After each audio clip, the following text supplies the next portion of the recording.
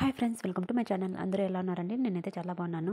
మన ఛానల్ చూస్తున్న ప్రతి ఒక్కరికి కూడా పేరు పేరున చాలా చాలా చాలా థ్యాంక్స్ అండి. నేనైతే ప్రతి ఒక్క వీడియోలో కూడా మీకు అందరికీ థ్యాంక్స్ అయితే ఖచ్చితంగా చెప్తానండి. మీ అందరి సపోర్ట్ వల్ల నేనైతే ఈరోజు ఎక్కడి వరకు అయితే రాగలిగానండి. ప్లీజ్ ఇలాగే నన్ను సపోర్ట్ చేయండి. నా ఛానల్ని చూసి నేను చేసే రెసిపీస్ కన్నా మీకు నచ్చితే తప్పకుండా ట్రై చేసి ఎలా ఉందో కూడా కామెంట్ చేయండి. ఇక్కడైతే ఈరోజు అయితే నా డే అయితే స్టార్ట్ అయిపోయిందండి. విలేజ్కి అయితే మళ్ళీ వచ్చాం కదా. నేనైతే మార్నింగ్తోనే లేచి పాత్రలన్నీ కడిగేసి కసువంతా నూకేసి ఇక్కడైతే వంట అయితే ప్రిపేర్ చేసుకుంటున్నానండి. మేమైతే ఇక్కడికి వచ్చామంటే అసలు టిఫిన్ అయితే అస్సలు చేయమండి. అంటే ఉప్మా కానీ, ఉప్మా, చపాతీ, ఇడ్లీ, దోస ఇలాంటివి ఏవి కూడా చేయమండి. ఎందుకంటే పల్లెటూరులో ఉండేవాళ్ళు అలాంటివి తిన్నా కానీ వాళ్ళకు కడుపు అయితే నిండదు, తిన్నట్టే ఉండదు. అలా అని మేము బెంగుళూరులో ఉన్నప్పుడైతే మాకు నచ్చినట్టు మేము చేసుకుంటాము. ఇక్కడికి వస్తే మా అత్త వాళ్ళకి నచ్చినట్టు మేము చేసుకుంటామండి. ఇక్కడైతే నేను కాల్చిన టమోటా చింతపండు రసం అయితే చేస్తున్నానండి. చాలా అంటే చాలా టేస్టీగా ఉంటుంది. అలాగే ఇంట్లో అయితే ఏం కూరగాయలు అయితే లేవు. నిన్నైతే మసాలా కూర చేశాను కదా, చికెన్ కర్రీ నిన్నంత మసాలా అని చెప్పేసి ఈరోజు కాకరకాయ కూర చేయమంటే నేనైతే రసం అయితే చేస్తున్నాను. నిన్నంత మసాలా తిని మళ్ళీ ఈరోజు మసాలా తింటే మసాలా మళ్ళీ ఆరోగ్యానికి అంత మంచిది కాదు కదా. అందుకని చెప్పేసి నేను ఈజీగా ఉంటుందని చెప్పేసి ఇక్కడైతే నేను టమోటా రసం అయితే కాల్చిన టమోటా చింతపండు రసం అయితే చేస్తున్నానండి. చాలా అంటే చాలా ఈజీగా తొందరగా చేసుకునే రెసిపీ అండి. ఏం లేదు, చింతపండు అయితే కొంచెం అయితే నానబెట్టుకునేసి ఇక్కడ నేను 2 టమోటాస్ అయితే తీసుకున్నానండి. సాయంకాలం అయితే మళ్ళీ ఒకటి చేస్తా, వేరే కర్రీ అయితే చేస్తాను. మా ఆఫ్టర్నూన్కి ఇప్పుడు మార్నింగ్కి అయితే సరిపోతుందండి. 2 టమోటాస్ అయితే కాల్చుకునేసి పైన పొట్టంతా తీసుకునేసి ఇక్కడైతే నేను చింతపండు నానబెట్టిన బౌల్లోకి అయితే వేసుకున్నాను. ఇక్కడ తగినంత ఉప్పు అయితే యాడ్ చేసుకుంటున్నానండి. చూస్తున్నారు కదా.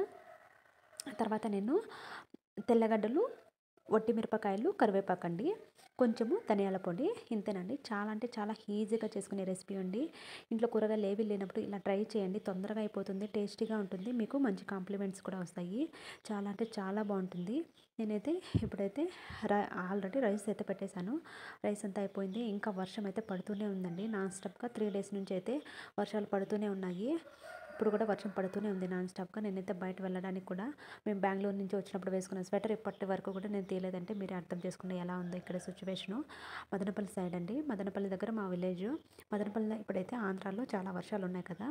సో వర్షాలు అయితే పడుతూనే ఉన్నాయి. ఇక్కడైతే నేను బాగా టమోటా అయితే స్మాష్ చేసుకుంటున్నాను. ఇలా బాగా స్మాష్ చేసుకునేసి మనకు చింతపండు ఏదైనా పిప్పు ఉంటుంది కదండి, చింతపండు టమోటా పిప్పి పైన అయితే అంతా తీసుకునేసి ఇలా గట్టిగా పిండుకొనేస్తే మనకైతే ఓన్లీ రసం అయితే అందులో ఉంటుందండి. చాలా అంటే చాలా టేస్టీగా ఉంటుంది. ఒకసారి ట్రై చేసి ఎలా వచ్చిందో కూడా మీరు నాకు కామెంట్లో చెప్పండి. ఇక్కడైతే నేను తగినంత ఆయిల్ సాసవలో వేసేసి పోపు అయితే పెట్టుకుంటున్నాను.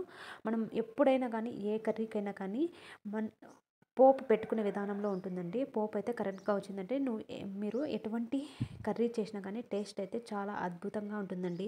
ఇక్కడైతే నేను సిమ్లో పెట్టుకొని చేసుకుంటున్నాను. సాసులు వేగినాక ఇక్కడ తెల్లగడ్డ అయితే యాడ్ చేసుకున్నానండి. తెల్లగడ్డ కూడా మనం ఏది యాడ్ చేసినా కానీ ఒక 1 మినిట్ అలా వేయించుకోవాలి, బాగా వేయించుకోవాలి. అప్పుడు దాంట్లో ఉండే పోషకాలు అనేది బాగా ఇముడుతాయండి, దాంట్లోకి కర్రీలోకి అయితే వెళ్తాయి. ఇక్కడైతే బాగా తెల్లగడ్డ అయితే వేగిన తర్వాత నేనైతే ఒట్టిమిరపకాయలు అలాగే కరివేపాకు అయితే యాడ్ చేసుకున్నాను. అలాగే మళ్ళీ టోటల్ అంతా ఒక 5 మినిట్స్ అలా బాగా వేగిన తర్వాత ఫైనల్గా నేను ధనియాల పొడి అయితే యాడ్ చేసుకుంటాను. ఇలా అయితే నేను పోపే ఒక 10 మినిట్స్ 15 మినిట్స్ అయితే బాగా వేయించుకుంటానండి ఆయిల్లో. అప్పుడైతే మనకు కర్రీ అయితే సూపర్గా ఉంటుందండి. ఏ కర్రీ అయినా కానీ మీరు కూడా తిరువాత పెట్టుకునేటప్పుడు సిమ్లో పెట్టుకునేసి ఇలా మనం వేసే ప్రతి ఒక్కటి కూడా ఆనియన్స్ కానీ టమాటో కానీ ఏదైనా కానీ ఏ కర్రీకైనా కానీ ఆయిల్లో బాగా వేయించుకోండి. అప్పుడే టేస్ట్ అనేది చాలా బాగుంటుంది. ఒకసారి ఇలా ట్రై చేయండి. ఇప్పుడైతే నేను కరివేపాకు అలాగే వట్టిమిరపకాయలు కూడా యాడ్ చేసేసాను. ఇప్పుడు చూస్తున్నారు కదా, నేను అన్నిటికీ కూడా కొంచెం కొంచెం గ్యాప్ అయితే ఇచ్చి వేస్తున్నాను. ఇప్పుడైతే నేను ధనియాల పొడి అయితే యాడ్ చేసుకుంటానండి. ఇక్కడైతే నేను మసాలా అయితే ఏమీ యూజ్ చేయట్లేదు, ధనియాల పొడి ఒక్కటే యూజ్ చేస్తున్నానండి. ఇక్కడ ధనియాల పొడికి బదులు మనము హోమ్మేడ్ గరం మసాలా అంటారు కదా, పప్పుకు గన వేస్తాము, ఆ గరం మసాలా కూడా వేసుకోవచ్చు. ఆ గరం మసాలా వేసుకున్న టేస్ట్ బాగుంటుంది, ధనియాల పొడి వేసుకున్నా కూడా టేస్ట్ బాగుంటుందండి. ఇంట్లో అయితే ప్రజెంట్ అయితే గరం మసాలా లేదు. సో పప్పుకు కూడా ఎలాగో మనము ధనియాల పొడి వేసుకుంటాం కదా, మనము రసానికి సపరేట్గా మనము గరం మసాలా ఏం ప్రిపేర్ చేసుకోవాల్సిన లేదు. రెండు టేస్ట్ ఒకేలాగే ఉంటాయి కాబట్టి నేనైతే ఇక్కడ నేను పెళ్ళైనప్పటి నుంచి కూడా మా ఇంట్లో ఇక్కడ గరం మసాలా అయిపోయినప్పటి నుంచి కూడా నేనైతే ధనియాల పొడి యాడ్ చేస్తానండి.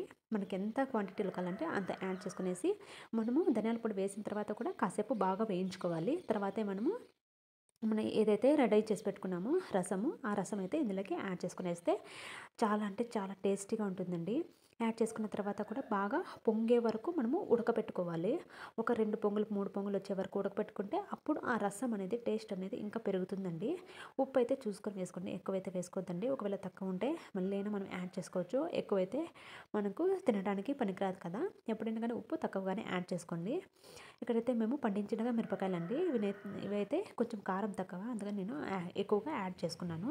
ఇప్పుడైతే మార్నింగ్‌కి, ఆఫ్టర్‌నూన్‌కి అయితే చేసుకున్నాను కాబట్టి ఆఫ్టర్‌నూన్ మళ్ళీ రసంలో అయితే ఉత్త రసంలో అయితే తినరు. బీన్స్ పళ్ళెం అయితే చేయాలి. కాకపోతే మార్నింగ్‌తోనే అన్నీ ఎందుకని చెప్పేసి నేను రసం ఒక్కటే చేస్తున్నాను. మిక్చర్ ఉంది కాబట్టి మిక్చర్‌తో నంచుకొని తినేమని చెప్పేస్తే సరిపోతుంది అని చెప్పేసి.